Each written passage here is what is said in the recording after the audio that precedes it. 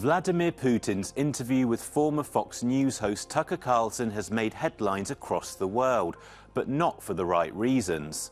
Not only did the Russian president repeat untrue statements about his war in Ukraine, but a number of other false claims about how Carlson secured the interview have flooded social media. Let's get down to the truth.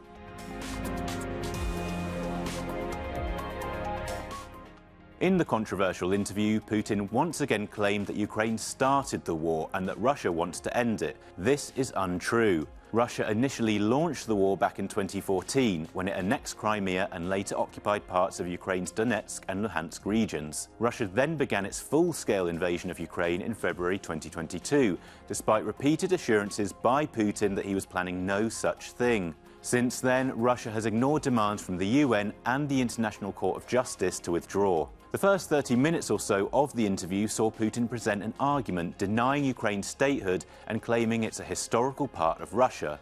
It's a fact that Ukraine is a sovereign state recognized by UN members, including Russia itself. Ukraine's centuries-old history is an established historical fact. Putin also said that the conflict is necessary to what he called denazify Ukraine, protect Russian speakers, and that Ukrainians still consider themselves Russian, which is false. The Ukrainian nation is fighting against Russia as a whole, both the Ukrainian and Russian speakers. Ukraine stands firm in liberating all occupied territory and pursuing its own path, rejecting any Russian interference. It wasn't just Putin making false claims. When announcing the interview, Carlson said he was the only Western journalist to try and reach out to Putin since the full-scale invasion of Ukraine began. This isn't true. Not only have various journalists come out and said that their requests to interview Putin have been repeatedly rejected, but even the Kremlin has refuted the claim. According to Russian news reports, Russia's presidential press secretary, Dmitry Peskov, said Carlson was wrong and that they received many requests for interviews with Putin. Another false claim suggested that Carlson has been placed on Ukraine's kill list as a result of the interview. This tweet has been seen over 2 million times and suggests Carlson was put on the Mirotvorets kill list following the Putin interview. The Mirotvorets list is an independent project that aims to keep track of supposed enemies of Ukraine. While a few people have died after their details were published on the list,